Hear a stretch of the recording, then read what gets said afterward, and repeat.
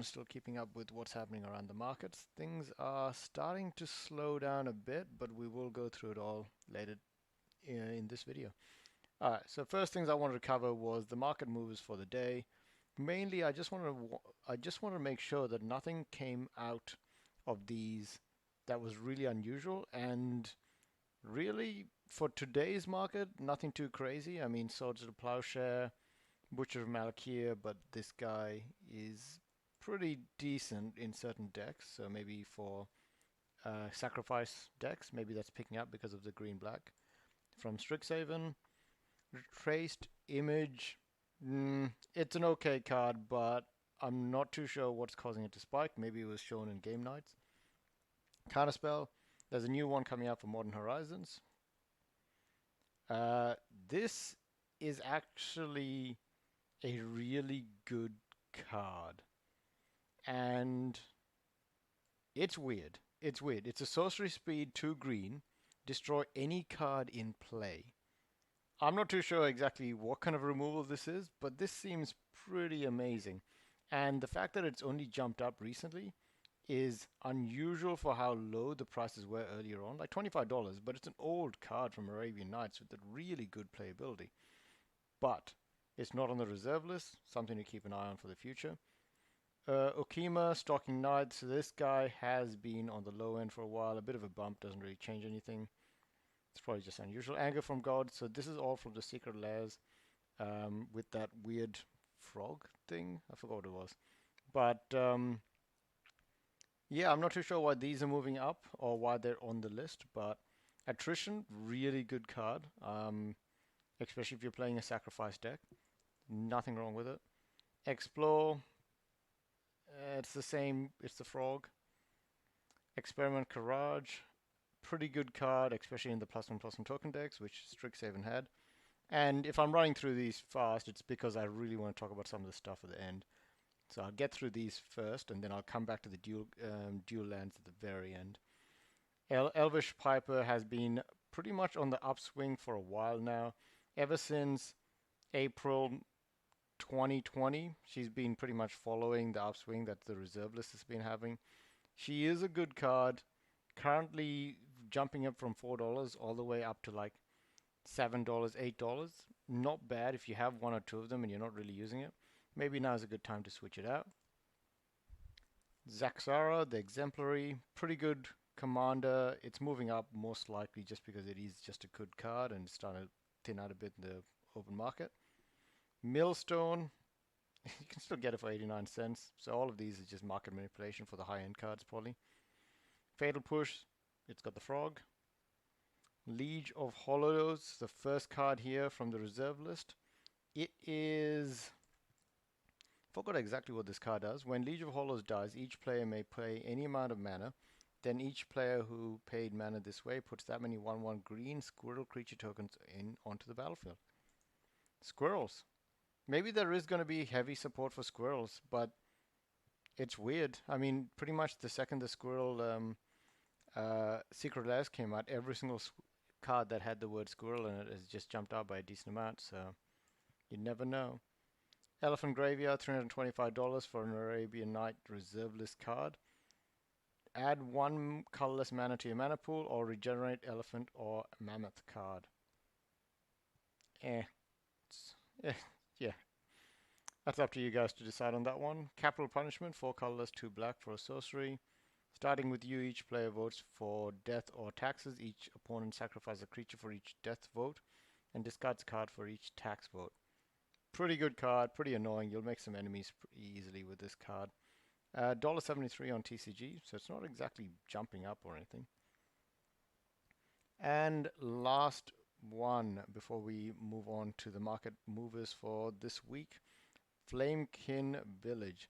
This is actually a really good card. Any card that can give haste with just 1 red mana on the turn that you need it is actually really good. But the only thing is that it's $1.99 and 19, and for it to be on this, it just means that not many things are actually moving in the market. So we'll jump over, or at least nothing today. But there is one thing that I really want to talk about, which is in Modern. We'll get to that. So Bergie got a storytelling moving up by 15% today. but overall moving up by 22% this week. I actually think this is an amazing card. This was an amazing card before it was featured on game nights.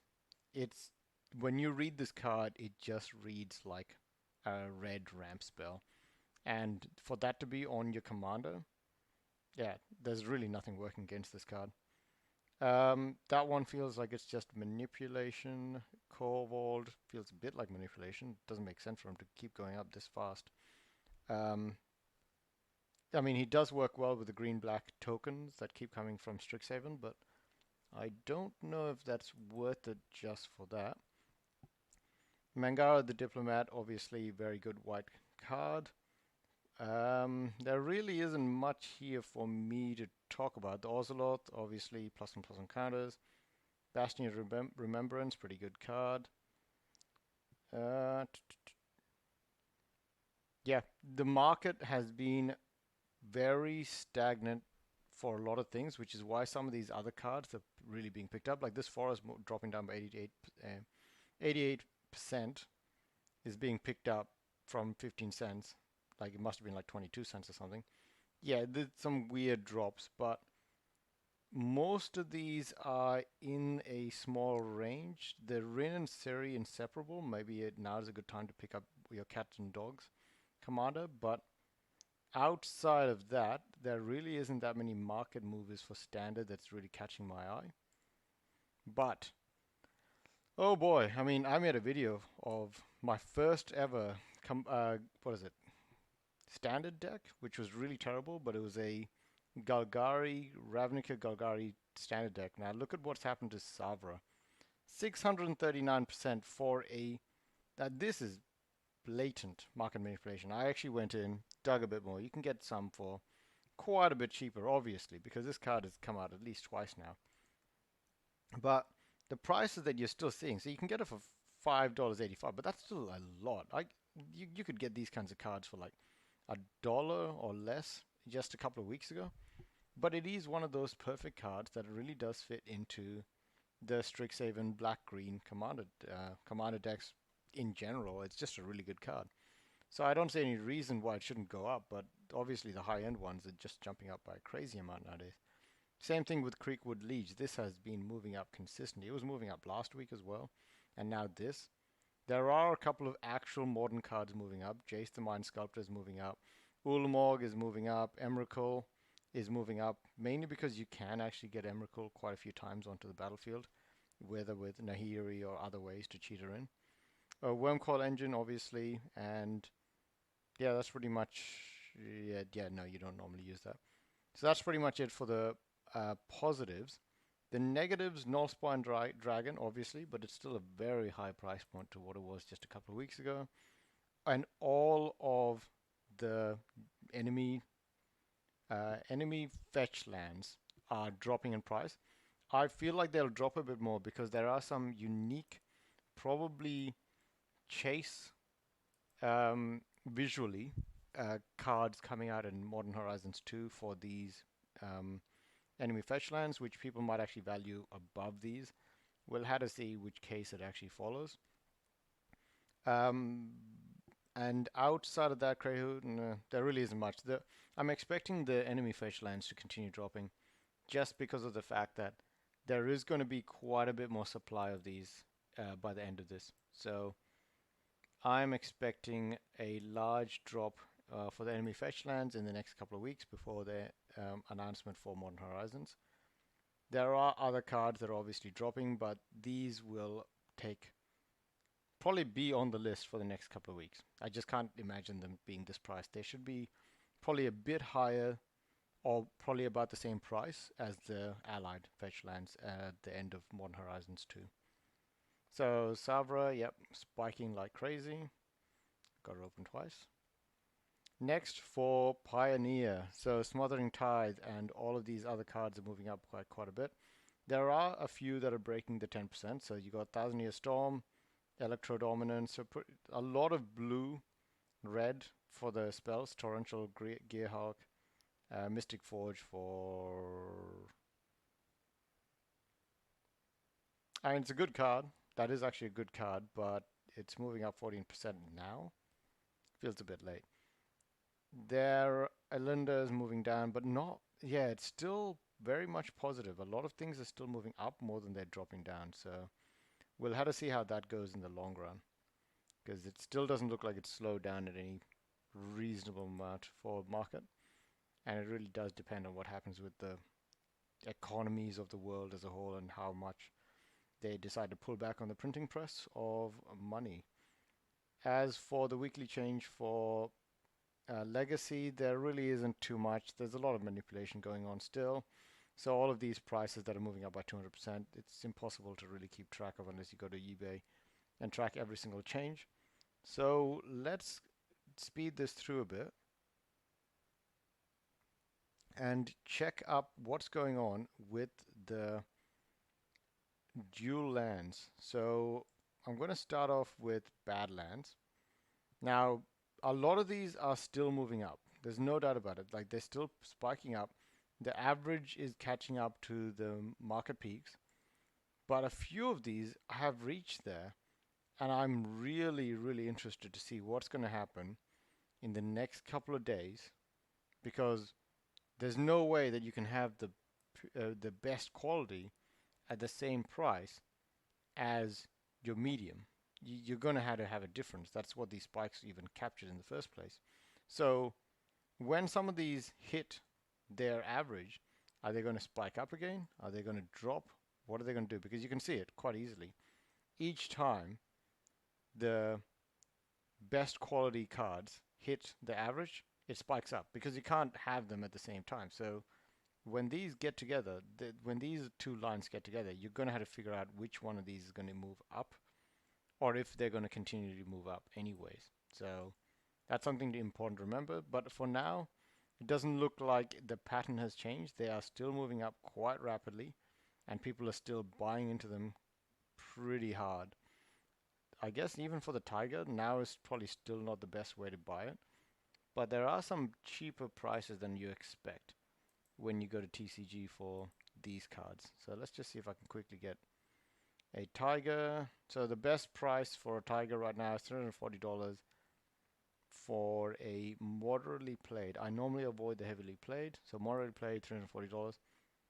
Eh, there are now 3 pages. I remember this a couple of weeks ago, and especially a couple of months ago, there were barely any on offer. Now there's 3 pages on offer. So keep an eye on this because there's about 40 of these now on TCG. If I count them all, maybe not 40, maybe like 25 to 30 of these. There's 4 right here, heavily played. Heavily played 2 of them, 2 lightly played for $400, 1. So you're going to be able to get your hands on these no matter what. They're not running out. The price is just high because when they sell them back to these big shops, they sell them at a higher price. So the shops are not going to resell them if they take a loss. So it's going to be very hard to figure out exactly where the balance is or where the price point is, but we'll find out soon from the market for sure. Anyways, guys, I know this was a really fast one. I just covered a lot of different tabs that I didn't really keep an eye on for the last week. It looks like not much has really changed from the reserve list side, but from the market side, it looks like a lot of things are up changing based on what's happening on YouTube. So really, like game nights, what Rudy says, like these things have a huge impact. There is no surprise that after game night has a featured card that does something really cool, that card just takes off. Now, yeah, I mean, I normally don't do that kind of stuff because you can keep refreshing game nights and just keep an eye on these videos, and the first time they go through, you just skip through all of them and find out which cards come up on the screen and which ones have the biggest impact, and then just go into TCG, buy 100 of them, wait a couple of days, and then sell them back into the market when the price has peaked and you've got most of the leftovers from that day. But it just doesn't feel right, and it doesn't feel like if it's too easy, it just doesn't make sense. So I'm going to have to keep an eye on all of this and see exactly what's going on. But you guys can let me know what you're seeing on the ground, because now that things are starting to open up, especially in the US, I'm expecting more modern cards to take off and less emphasis on collectibles in general, and more emphasis and more people going out to and enjoy what's happening outside, because a lot of people haven't been able to do that for the last couple of well, last couple of months anyways. So anyways, guys, let me know what's going on over there and have a good one. Talk to you guys soon. See ya.